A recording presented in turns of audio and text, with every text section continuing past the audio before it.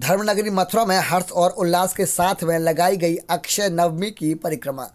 आपको बता दें, जिस प्रकार से मथुरा में ऐतिहासिक रूप से सभी धार्मिक कार्य किए जाते हैं, वहीं अक्षय नवमी की मान्यता है कि इस दिन जो भी कार्य किया जाता है उसका फल कभी निष्फल नहीं होता और अक्षय नवमी में जो भी पुण्य कर्म किए जाते हैं उनका कई गुना फल मिलता है।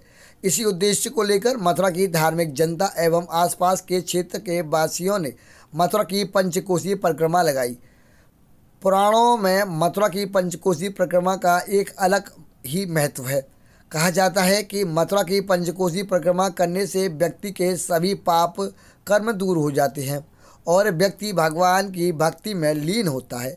और क्या कुछ महत्व है इस पंचकोसी परिक्रमा का, जान मथुरा की धार्मिक लोगों से। जी, जिस प्रकार से आज अक्षय नवमी का पर्व मनाया जा रहा है, किस प्रकार से है इसका महत्व और किस प्रकार से इसको अक्षय नवमी कहा जाता है? अक्षय नवमी का हमारे यहाँ पे जो मथुरा में प्रचलन है, अक्षय नवमी का जो दान पुण्य, अक्षय पुण्य प्राप्त होता है इसमें दान करने मात्र से। तो इसमें गोपाष्टमी के दिन से लगभग सभी यहाँ के आसपास के क्षेत्र वाले परिक्रमा लगाते हैं और धर्मराज के मंदिर में जो अक्षय पुण्य प्राप्त हो, इसीलिए उनके वस्त्र, अन्न, जो भी उनसे बनता है, मिठाई, सब्जी वगैरह जो भी उन पर बनता है उसको दान करते हैं और परिक्रमा लगाकर अक्षय पुण्य की प्राप्ति करते हैं। और अक्षय नवमी के दिन जो भी चीज़ बाहर आदमी अपनी चीज़ खरीदना चाहता है या देना चाहता है, उसका कई गुना उसका पुण्य प्राप्त उसको होता है अक्षय नवमी के दिन। कम है कि इसको ज़रूर हर इंसान को इसमें पुण्य धर्म करना चाहिए, परिक्रमा लगानी चाहिए। मथुरा की परिक्रमा इसमें अति आवश्यक है, जिससे भगवान कृष्ण को भी बल मिला है इस अक्षय नवमी का परिक्रमा करके, जिसमें उन्होंने दशमी के दिन कंस को मारा है और फिर एकादशी को उसका उद्धार करने हेतु पूरे 3 मन की परिक्रमा लगाई जाती है, नवमी से लेकर गोपाष्टमी से लेकर एकादशी तक। जिस प्रकार से आज अक्षय नवमी की परिक्रमा लगाई जाती है, क्या कुछ महत्व है उसका और किस प्रकार से पुण्य प्राप्ति होती है इससे? काश्यादि सप्तपरयो यदि सन्ते लोके तासां तु मध्ये मथुरैव धन्या यद जन्म मुंजी व्रत मृत्युदाहे नृणा चतुर्धा विदधाति मुक्ति।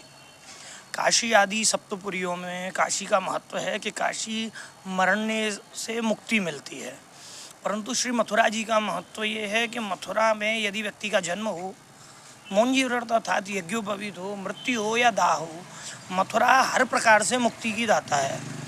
सतयुग में भगवान वराह के द्वारा भूदेवी का उद्धार करने के बाद में विश्राम घाट पर विश्राम लेकर के श्री मथुरा जी को गतश्रम नारायण स्वरूप से अलंकृत किया गया।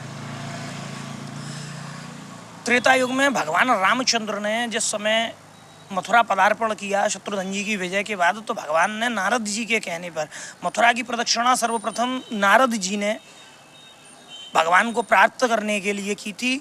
उसके उपरांत तो नारद जी के कहने पर भगवान रामचंद्र जी ने मथुरा की प्रदक्षिणा की। द्वापर युग में श्रीमद् भागवत जी कहती है, मथुरा भगवान यत्र नित्यम सन्निहितो हरि।